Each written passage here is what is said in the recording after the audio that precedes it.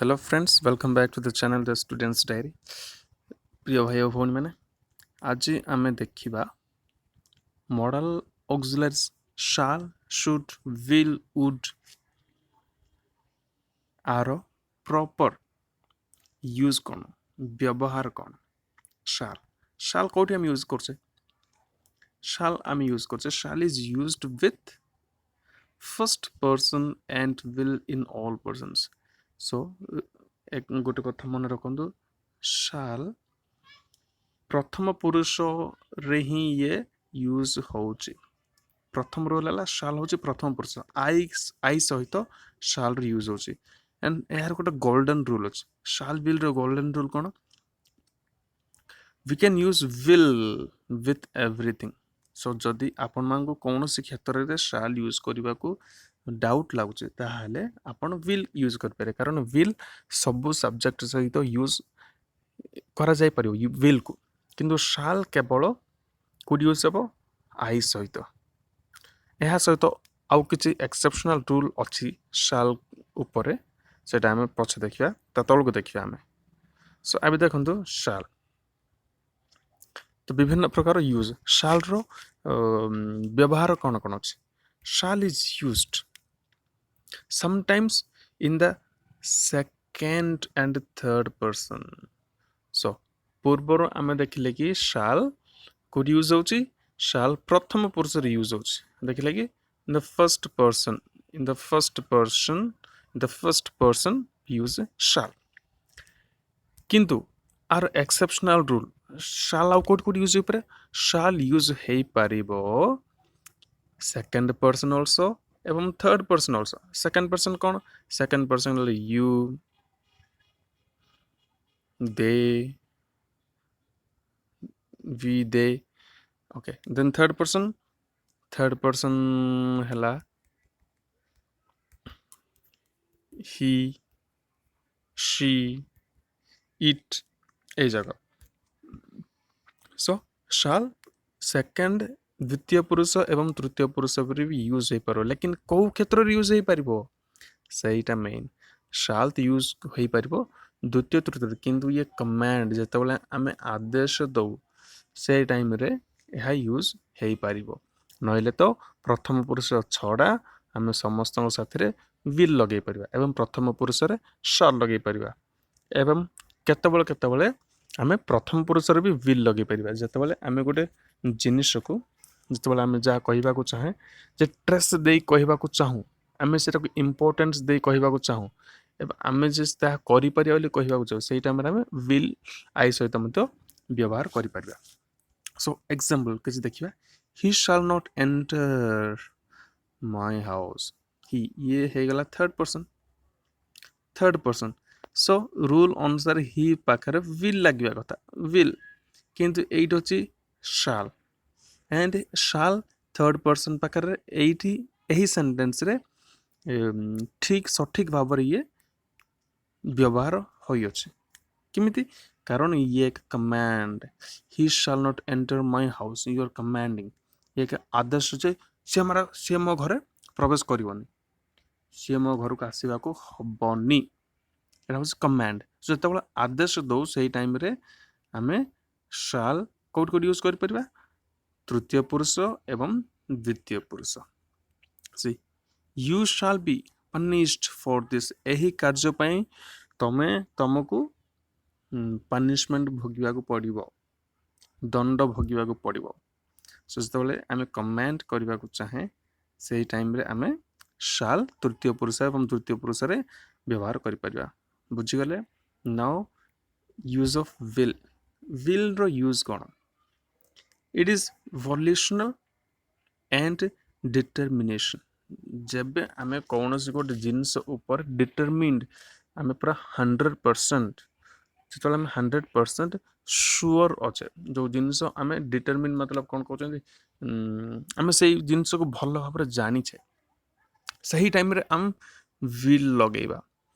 I will help you जिते बड़े कहे I will help you it doesn't mean I may help you बुझीगले जिते बड़े आम कहे I will help you that means that definitely you are determine to helping तमें already भाभी नहीं जे ताकू साहाଯ୍य करिबो साहाଯ୍य करिबो करि पार नहीं will means A determination Odia रे डिटरमिनेशन क्या कौन टिके देखंतु प्रॉपर वर्ड कौन डिटरमिनेशन जते बेला हमें पूरा निष्पत्ति नहीं जाइए कुछ काम करिया को मु आजी से गछरे चढ़ी जाम तोलिबी से टाइम रे कौन I will climb up the tree and plug the go up and eat it कौन में कारण आम ऑलरेडी डिटरमिन हो जाइए निष्पत्ति नहीं जाइए जे सेटा करवा तो सही जो आम दृढ़ निष्पत्ति नौचे वॉल्यूशन एंड डिटरमिनेशन जो आम दृढ़ निष्पत्ति नौचे गोटे जिनस करने से ही टाइम रे विल रो यूज होउछि विल रो अर्थ कौन विल रो कंटिन्यूअस अर्थ हो I am willing understand I am willing to help you मतलब मु इच्छा करे कि मु तुमको साहाଯ୍य करने को मोर इच्छा होउछि सेटा कौन मोर इच्छा होउछि बोले मुझे तो गोटे जिनस करने पूरा मो माइंड रे सेट हो जाइए सही टाइम रे मोर इच्छा हुए so that is called determination okay so I will succeed or die in the attempt I will succeed or die मु चेष्टा करी अटेम्प्ट ओके अटेम्प्ट मतलब चेष्टा करिबा मु चेष्टा करी करी मु बंची पारे मरी पारे लेकिन मु चेष्टा करी छाड़ीबिनी सेटा होचे determination strong will power strong decision सही टाइम रे हम विल यूज करसे एबे देखिबा शुड एवं वुड कोठी व्यवहार होचे आमे पढ़ितले कैन एंड मे रो पास्ट फॉर्म वाला could and might so in the similar manner should and would are the past of shall is the past of shall and will ro past ten kori is should एवं would they are used as past equivalent of shall and will सेटा shall एवं will रो past would and should example I expected that I should get first class see here I expected आमे कौन भूल करछे sentence कहवा time रे आमे भूल करछे कि आमे एही परि कहतो I expected that I will get first class नहीं that is wrong if you use your will it will usually सेटा wrong sentence हे जिवो कोन में जत्ता बळे सेंटेंस टा पास्ट हुए सेतबले विल रो नहीं तो शाल रो पास्ट टेंस यूज हबो सो इटा होची आई होची प्रथम सो आई थिले आमे देखिले जे नियम अनुसार शाल लागबो तो जेहेतु एही sentence I expected that dash dash dash एही सेंटेंस कोन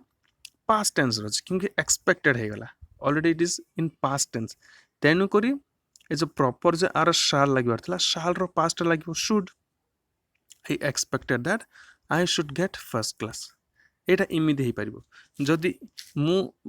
भाबु अछि मतलब पास्ट रह गला नाउ जदि आको हम प्रेजेंट करबा आको हम प्रेजेंट करले ये शुड टा शाल हे जिवो I expect एटा तुम एटा हटै दियो ईडी हटै दियो थर्ड फॉर्म हटै दियो I expect ये हे गला बे प्रेजेंट तो I expect that I shall get first class एटे शुड लागिवनी एट जदि प्रेजेंट हेगला तो शुड हे जबो कोन शाल बुझले हां सो एही परी जदि सेंटेंस पास्ट हेगला ता माने से हेल्पिंग वर्ब पास्ट लागि जो शाल रे शुड लागि जो विल वुड लागि जो तो सही टाइप रो एट होची he said he would be 25 next birthday से अगला जन्मदिन ताको 25 वर्ष हबो सो एटी ही हे गला थर्ड पर्सन ही पाकर कोन लागिवो जद कमांड हेत बोले शाल लागिवो नहल तो विल लाइक नॉर्मल विल हे गला सेड ये एक पास्ट सेंटेंस हे गला तेनु करी एटी विल लगेले रॉन्ग हबो तेनु करी ये वुड लागिला विल रो पास्ट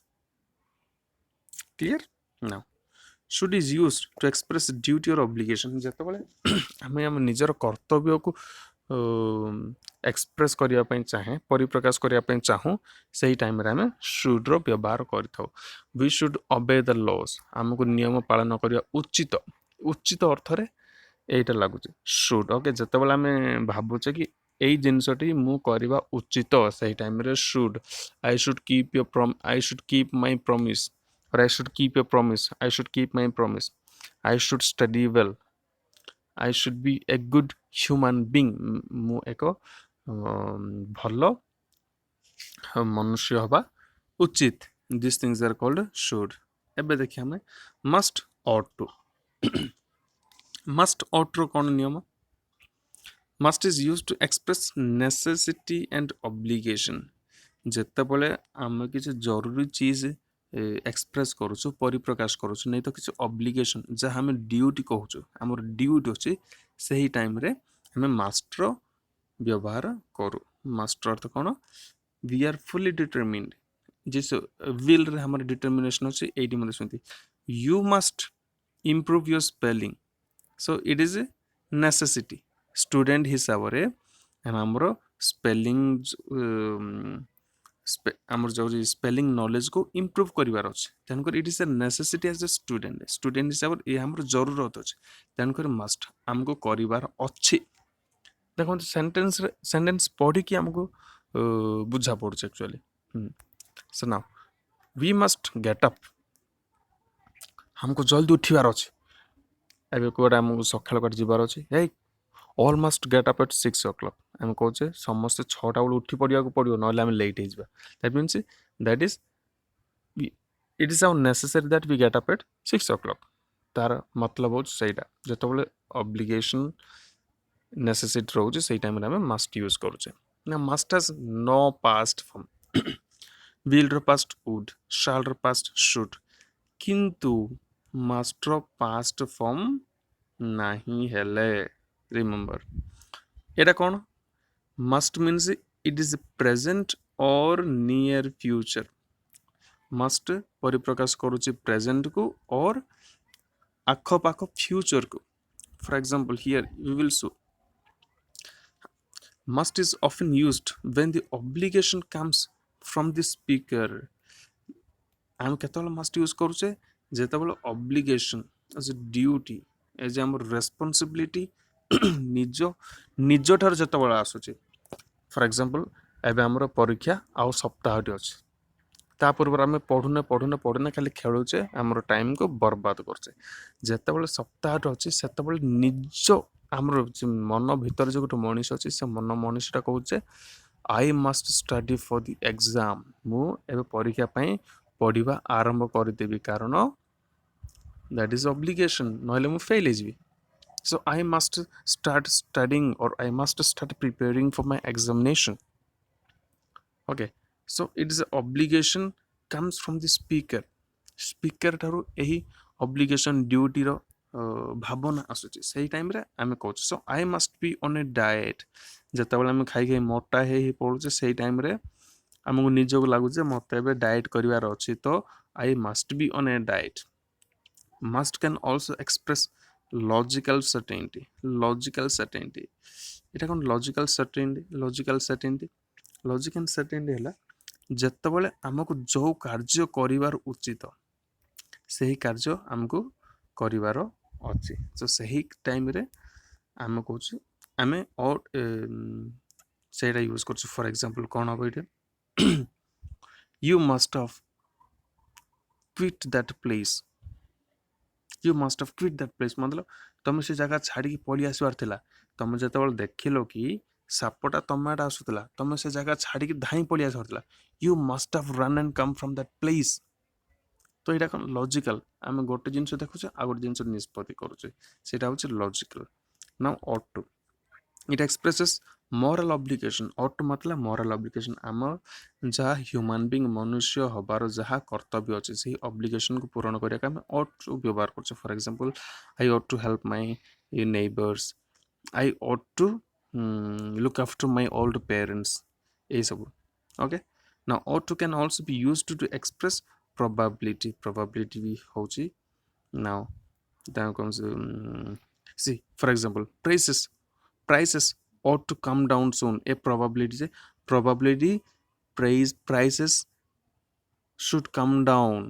एबे जो कोरोना वायरस चली यही टाइम रे प्राइस बहुत बढ़ी जाउछ जदि इमिति बढ़ी जिवो बोले आम हताश होई मरिଯିବା, आम इनकम नहीं बर्तमान। सो सेही टाइम रे आम कहि परिबे कि प्राइस एबे कम हवा उचित, price ought to come down soon, जल्दी आसबा कोच, नहले तो आम भोक उपासर मरिଯିवा। सो नाउ यूज्ड कौन, यूज्ड होची गोटे पास्ट एक्सपीरियंस को परिप्रकाश करुची। आमे आमर छोट बळे गोटे जिनिस आमर हैबिट हो जाइतिला, गोटे पास्ट हैबिट को ये कहूची। पास्ट हैबिट, हैबिट मतलब आमर जो हैबिट तो बुझुचंदी। फॉर एग्जांपल छोट बळे जणे छोट जतबेले जणे थिला से ओनली धाउथिला, ओनली रनिंग करथिला, दौड़ुथिले। तो से कोन जतबेले बड़ होला से दौड़िया छाड़ देला। से कहबो जे I used to run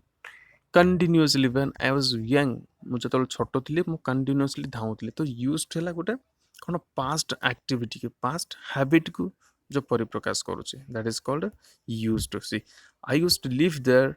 when I was a baby, I used to live there, मु सेही जगह रहउथिले जतबेले गोटे छोट पिला थिले, किंतु एबे नाही, एबे मु चेंज हेछि। तेन करी past habit, past habit. I used to smoke but I am not smoking now, मु पूर्वरु स्मोक करुथिली, मोर आदत, मु सेटा एडिक्टेड थिली, I am addicted to smoking लेकिन नॉट नाउ। ए सब सो पास्ट हैबिट हमर जा अछि। नाउ नीड, नीड हो जरूरत, जतबेले हमर दरकार अछि सेही कार्य रे आमे नीड रे व्यवहार करछु। ही नीड नॉट गोस, ताहार जीवा भी दरकार नाही। तो जतबेले दरकार हबार किसी संभावना हमको देखा होछि सेही टाइम रे आमे नीड रे व्यवहार करछु। तो एहार मतलब कोन, यार मतलब हो it is not necessary for him to go, he needn't go, मतलब it is not necessary for, तार एबे जीवा दरकार नाही। नाउ डेयर, डेयर कोन, डेयर हम केतबेले यूज करू, जेतबेले ब्रेवरी एंड चैलेंज हम आगरे आसुची सेही टाइम रे हमें डेयर व्यवहार करू। फॉर एग्जांपल गोटे पागल कुकुर बुलुचे, तो ता पाखक जीवाको किए भी साहस करूना, ये साहसिकतार, ब्रेव मतलब साहस, साहसिकतार कार्य। So nobody dare to go to the dog, से पागल कुकुर पाखक जीवाको किए भी साहस करूना, that is called dare, brevity and challenge. Okay कहे जतबेले जने गोटे बड़ मनीष जानी पारनी जे आउ जने ताको ओवरटेक करते, तो से कहे how dare you touch me, मुझे छुईबार तो साहस कहते, औकात, औकात एवं साहस, ए दीटा जगह डेयर यूज हो। So how dare you argue me, मो सहित चुक्ति तर्क करबा तोर साहस केमी देला, तो औकात केते बढ़िगला, आमे कहछ औकात एवं साहसिकतार कथा आसले आमे डेयर रो व्यवहार करिताउ। So this are the modal auxiliaries, एई जगह मॉडल ऑक्सिलरी। सो आपण देखंतु, मु गोटे वर्कशीट आपण मानकु देबी, सेटा कंप्लीट करिया पे, जदि न बुझछन्ती मते कहले मु आपण डाउट क्लियर करि। So thank you so much.